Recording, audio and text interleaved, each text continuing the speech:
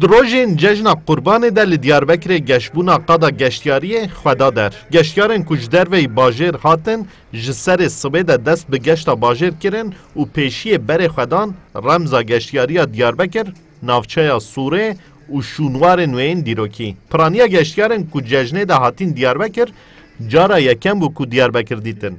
û amaje kirin ku Diyarbekir bajarek wisa ye wekî ku mirov di nava dîrokê de geçte bikem. Çok etkileniyorum. Tüylerim diken diken oldu. Cara yekeme ku ez têm Diyarbekir. Min dizanî bajarek xweş e. Lê min ev qasî texmîn nedikir. Ji texmîna min xweşiktir e. Her derê Diyarbekir balkêş e û bi bandor e. Îro malûm eydê em ji bi zarokara hatin malbata xwe hatine ji bo em pêşî Amedê bigerin. Me taş tê xwar li Zikêxanê. Em ê vêga ji vir derên li gorî imkanê xwe em hinek bigerin û me dîsarin Elihê. İzmir'den geldik. Diyarbakır'a ilk defa. Ez ji Ezmîrê hatim Diyarbekir. Cara yekem ez têm. Bi rastî bajareke taybet e hêjaya qedîm em. Baş e ku ez hatim. Em ê têr bigerin û xwarinên wê yên xweşî bixwin. Geştyarnasên ku komên geştê ji Rojavayê Tirkiyeyê tînin bajarên wek Diyarbekir, Rûha û Mêrdînê dibêjin, bo geştyaran Mezopotamya ernîgariyek cawaz û mîstîk e. Ku dema digerin kelecanek mazin cemwan peyda dibe. Mezopotamya altın üçgeni var bu bölgede.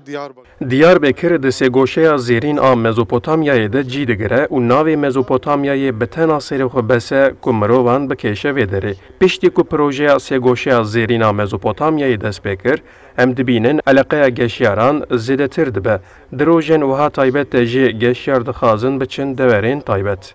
Diyarbekir jî gelekî taybet e.